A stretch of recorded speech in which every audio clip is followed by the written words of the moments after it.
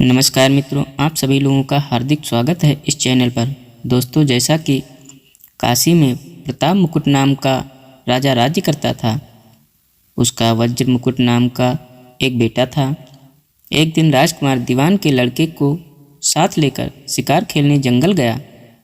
घूमते घूमते उन्हें तालाब मिला।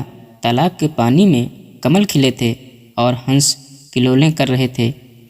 किनारों पर घने पेड़ थे जिन पर पंछी चहचहा रहे थे। दोनों मित्र वहाँ रुक गए और तालाब के पानी में हाथ मुंह धोकर ऊपर महादेव के मंदिर को गए। घोड़ों को उन्होंने मंदिर के बाहर बांध दिया। वो मंदिर में दर्शन करके बाहर आए तो देखते क्या हैं कि तालाब के किनारे राजकुमारी अपनी सहेलियों के साथ स्नान करने आई हैं। दीवान का लड़का तो वहीं एक पेड़ के नीचे बैठ गया, पर राजकुमार से न रहा गया। वह आगे बढ़ गया और राजकुमारी ने उसकी ओर देखा तो वह उस पर मोहित हो गया। राजकुमारी भी उसकी तरफ देखती रही। फिर उसने किया क्या कि जूड़े में से कमल का फूल निकाला, कान से लगाया, दांत से कुतरा, पैर के नीचे दबाया और फिर छाती से लगा अपनी सखियों के साथ चली गई। उसके जाने पर राजकुमार निराश हो अपने मित्र के पास आया और सब हाल सुनाकर बोला, मैं इस राजकुमारी के बिना नहीं रह सकता, पर मुझे ना तो उसका नाम मालूम है, न ठिकाना वह कैसे मिलेगी। दीवान के लड़के ने कहा, राजकुमार आप इतना घबराएं नहीं, वह सब कुछ बता गई है। राजकुमार ने पूछा, कैसे? वह बोला, उसने कमल का फूल सिर से उतार कर कानों से लगाया तो उसने बताया कि मैं कर्नाटक की रहने वाली हूँ। दांत से कुतरा तो उसका मतलब था कि मैं दंतबाट राजा की बेटी हूँ। पाँव से दबाने का अर्थ था कि मेरा नाम पद्मावती है और छाती से लगाकर उसने बताया कि तुम मेरे दिल में बस गए हो। इतना सुना तो राजकुमार खुशी से फूल उठा।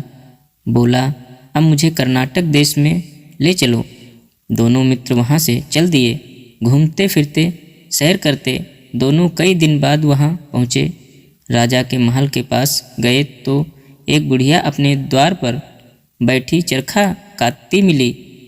उसके पास जाकर दोनों घोड़ों से उतर पड़े और बोले, माई, हम सौदागर हैं, हमारा सामान पीछे आ रहा है, हमें रहने को थोड़ी जगह दे दो। उनकी शक्ल सूरत देखकर और बात सुनकर बुढ़िया के मन में ममता उमड़ आई। बोली, बेटा, तुम्हारा घर है, जब तक जी में आए रहो। दोनों वहीं ठहर गए।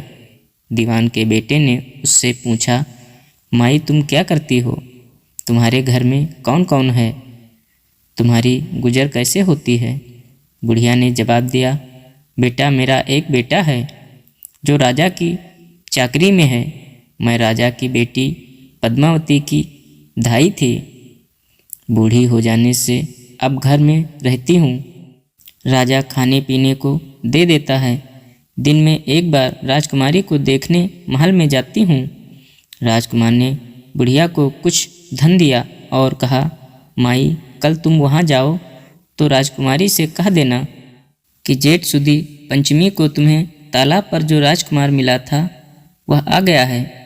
अगले दिन जब बुढ़िया राजमहल गई तो उसने राजकुमार का संदेश उसे दे दिया।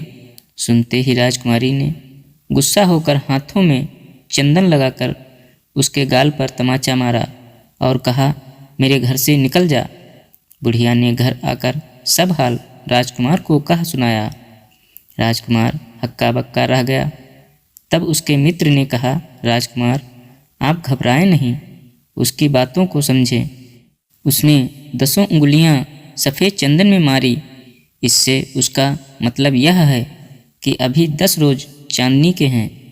उनके बीतने पर मैं अंधेरी रात में मिलूंगी। 10 दिन के बाद बुढ़िया ने फिर राजकुमारी को खबर दी तो इस बार उसने केसर के रंग में 3 उंगलियां डुबोकर उसके मुंह पर मारी और कहा, भाग यहाँ से। बुढ़िया ने आकर सारी बात सुना दी। राजकुमार शोक से व्याकुल हो गया। दीवान के लड़के ने समझाया, इसमें हैरान होने की क्या बात है। उसने कहा है कि मुझे कुछ हो रहा है, 3 दिन और ठहरो। 3 दिन बीतने पर बुढ़िया फिर वहाँ पहुँची। इस बार राजकुमारी ने उसे फटकार कर पश्चिम की खिड़की से बाहर निकाल दिया। उसने आकर राजकुमार को बता दिया। सुनकर दीवान का लड़का बोला, मित्र, उसने आज रात को तुम्हें उस खिड़की की राह बुलाया है। मारे खुशी के राजकुमार उछल पड़ा। समय आने पर उसने बुढ़िया की पोशाक पहनी, इत्र लगाया, हथियार बांधे। दोपहर रात बीतने पर वह महल में जा पहुंचा और खिड़की में से होकर अंदर पहुंच गया। राजकुमारी वहां तैयार खड़ी थी। वह उसे भीतर ले गई। अंदर के हाल देखकर राजकुमार की आंखें खुल गईं। एक से एक बढ़कर चीज़ें थी। रात भर राजकुमार राजकुमारी के साथ रहा। जैसे ही दिन निकलने को आया कि राजकुमारी ने राजकुमार को छिपा दिया और रात होने पर फिर बाहर निकाल लिया। इस तरह कई दिन बीत गए। अचानक एक दिन राजकुमार को अपने मित्र की याद आई। उसे चिंता हुई कि पता नहीं उसका क्या हुआ होगा। उदास देखकर राजकुमारी ने कारण पूछा तो उसने बता दिया। बोला, वह मेरा बड़ा प्यारा दोस्त है, बड़ा चतुर है। उसकी होशियारी से ही तो तुम मुझे मिल पाई हो। राजकुमारी ने कहा, मैं उसके लिए बढ़िया बढ़िया भोजन बनाती हूँ, तुम उसे खिलाकर तसल्ली देकर लौट आना। खाना साथ में लेकर राजकुमार अपने मित्र के पास पहुँचा। वे महीने भर से मिले नहीं थे। राजकुमार ने मिलने पर सारा हाल सुनाकर कहा कि राजकुमारी को मैंने तुम्हारी चतुराई की सारी बातें बता दी है, तभी तो उसने यह भोजन बनाकर भेजा है। दीवान का लड़का सोच में पड़ गया। उसने कहा, यह तुमने अच्छा नहीं किया। राजकुमारी समझ गई कि जब तक मैं हूँ वह तुम्हें अपने बस में नहीं रख सकती, इसलिए उसने इस खाने में जहर मिलाकर भेजा है। यह कहकर दीवान के लड़के ने थाली में से एक लड्डू उठाकर कुत्ते के आगे डाल दिया। खाते ही कुत्ता मर गया।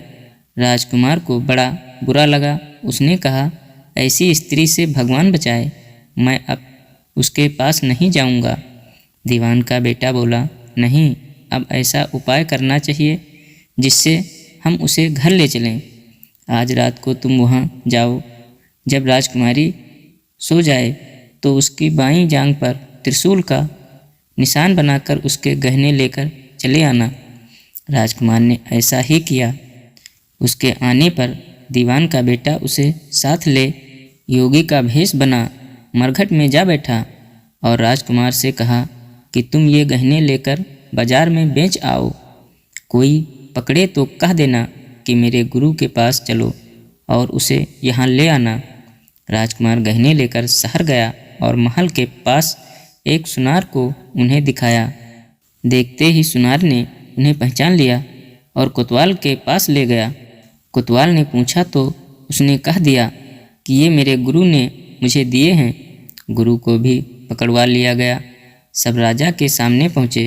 राजा ने पूछा, योगी महाराज, ये गहने आपको कहाँ से मिले? योगी बने दीवान के बेटे ने कहा, महाराज, मैं मसान में काली चौदस को डाकनी मंत्र सिद्ध कर रहा था कि डाकनी आई। मैंने उसके गहने उतार लिए और उसकी बाईं जांघ में त्रिशूल का निशान बना दिया। इतना सुनकर राजा महल में गया और उसने रानी से कहा कि पद्मावती की बाईं जांघ पर देखो कि त्रिशूल का निशान तो नहीं है। रानी ने देखा तो था। राजा को बड़ा दुख हुआ। बाहर आकर वह योगी को एक ओर ले जाकर बोला, महाराज, धर्मशास्त्र में खोटी स्त्रियों के लिए क्या दंड है? योगी ने जवाब दिया, राजन, ब्राह्मण, गौ, स्त्री, लड़का और अपने आश्रय में रहने वाले से कोई खोटा काम हो जाए तो उसे देश निकाला दे देना चाहिए। यह सुनकर राजा ने पद्मावती को डोली में बिठाकर जंगल में छुड़वा दिया। राजकुमार और दीवान का बेटा तो ताक में बैठे ही थे। राजकुमारी को अकेली पाकर साथ ले अपने नगर में लौट आए और आनंद से रहने लगे। इतनी बात सुनकर बेताल बोला, राजन यह बताओ कि पाप किसको लगा है। राजा ने कहा, पाप तो राजा को लगा। दीवान के बेटे ने अपने स्वामी का काम किया, कोतवाल ने राजा को कहना माना और राजकुमार ने अपना मनोरथ सिद्ध किया। राजा ने पाप किया, जो बिना विचारे उसे देश निकाला दे दिया। धन्यवाद दोस्तों।